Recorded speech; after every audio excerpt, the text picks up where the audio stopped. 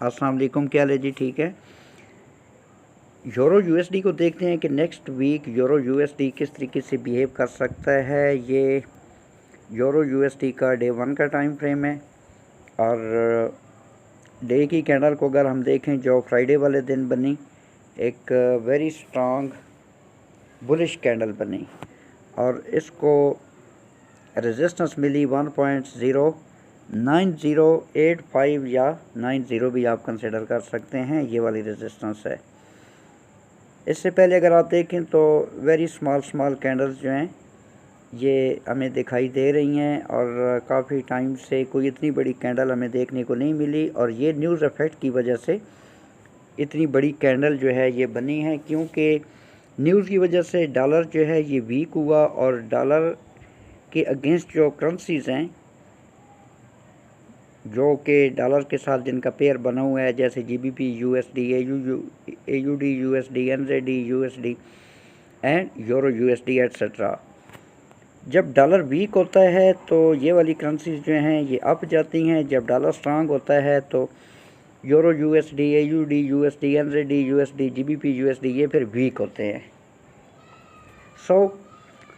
अभी पॉसिबल है कि डॉलर को एक पुल बैक मिले और पुल बैक लेने के बाद डॉलर जो है वो मज़ीद डाउन जा सकता है। तो इस सूरत में अगर तो डॉलर को पुल बैक मिलता है यानी कि डॉलर अप साइड को जाता है तो यूरो यूएसडी अप साइड को जाने के बाद यानी कि ये वाला जो एरिया है 1.09390, यहाँ से अगर ये रिजेक्शन लेता है तो रिजेक्शन लेने के बाद ये वाला एरिया इसकी सपोर्ट बन जाएगा डे 1 टाइम फ्रेम के अकॉर्डिंग, जो कि 1.09085 या 90 के एरिया बनता है। देन नेक्स्ट इसकी जो सपोर्ट है वो ये वाला एरिया हो जाएगा, जो कि 1.08735 या 40 राउंड में आप कंसिडर करें। और ये वाला जो है यहाँ पर एक लेवल है जो कि बहुत इम्पॉर्टेंट लेवल है।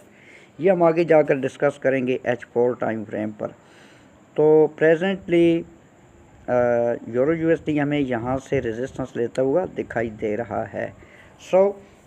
डॉलर अगर थोड़ी सी पुल बैक लेता है, अब डॉलर इंडेक्स की डिटेल में मैं नहीं जाना चाहता कि जी कहाँ तक ये पुल बैक लेगा और फिर वहाँ से गिरना स्टार्ट हो जाएगा और यूरो यूएसडी अप साइड को जाना स्टार्ट हो जाएगा। ये फिर वीडियो जो है ये लंबी हो जाएगी, टाइम कंज्यूमिंग प्रोसेस हो जाएगा। अब हम इसको देखते हैं H4 टाइम फ्रेम पर कि H4 टाइम फ्रेम के अकॉर्डिंग हमें क्या सिनेरियो बनता हुआ दिखाई दे रहा है।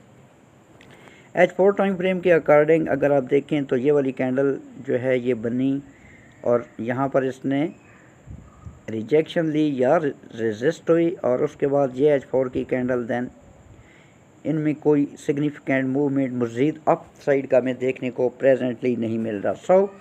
हम एक्सपेक्ट कर सकते हैं कि अगर प्राइस अप साइड को जाती है तो डे 1 पर ऑलरेडी मैं आपको बता चुका हूँ, वंस अगेन बता देता हूँ। तो नेक्स्ट जो रेजिस्टेंस है, let's suppose current resistance euro USD up side को ब्रेक करता है तो फिर नेक्स्ट इसकी जो रेजिस्टेंस है वो 1.09390, यहाँ से इसको फिर जो रिजेक्शन है वो मिल सकती है।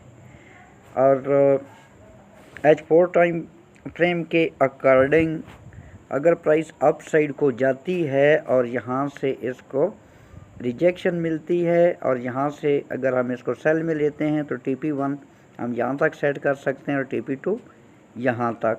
इसी तरीके से मैं यूरो यूएसडी को इस लेवल तक डाउन आता हुआ देख रहा हूँ। अब चूँकि फॉरेक्स फैक्ट्री पर डॉलर के रिलेटेड कुछ सिग्निफिकेंट न्यूज़ नहीं हैं, इक्का दुक्का न्यूज़ हैं,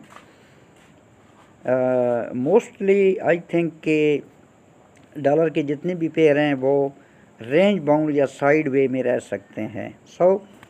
अगर तो प्राइस यहाँ से फिर डाउन आती है तो ये आपका TP1 हो गया और TP2 जो है वो आप यहाँ तक होल्ड कर सकते हैं इस लेवल तक। अब इस लेवल की जो वैल्यू है वो है 1.08520 एंड 1.08325 या 50 आप कंसिडर करें।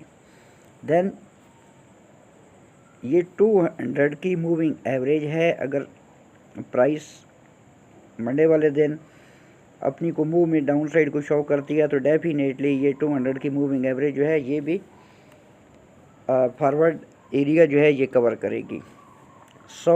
अगर तो ये वाला लेवल रिस्पेक्ट नहीं होता देन 1.07850 1.07850 यहाँ तक भी यूरो यूएसडी की प्राइस डाउन साइड को आ सकती है। इसी तरीके से अगर H1 टाइम फ्रेम पर हम देखें तो H1 टाइम फ्रेम पर भी सेम ही सिनेरियो आपको बनता हुआ दिखाई दे रहा है। ये अगर आप गौर से देखें तो काफ़ी टाइम से इसी स्पॉट पर प्राइस जो है ये साइड वे हो गई। अब अगर तो डॉलर अप साइड को जाता है मंडे वाले दिन तो डेफिनेटली यूरो यूएसडी डाउन आ सकता है, और अगर डॉलर मज़ीद डाउन जाता है तो यूरो यूएसडी अप जाने के बाद दोबारा इसी स्पॉट पर आ सकता है, और इस स्पॉट को ब्रेक करने के बाद ये वाला area than this level and finally यहाँ तक आ सकता है। और आई से जो है यूरो यूएसडी को आप सेल ही करें तो आई थिंक कि ज़्यादा बेहतर रहेगा। आई थिंक कि each and everything very clear मैंने आपको बता दी है, कोई ऐसी चीज़ नहीं है जो कि मैंने कवर ना की हो। ताहम स्टॉप लॉस के ऊपर कोई कंप्रोमाइज़ नहीं है, और लॉट साइज जो है अपने इक्विटी के अकॉर्डिंग आपने यूज़ करना है। अपना बहुत सारा ख्याल रखना, मुझे दुआओं में याद रखना। टेक केयर, अल्लाह हाफ़िज़, पाकिस्तान जिंदाबाद।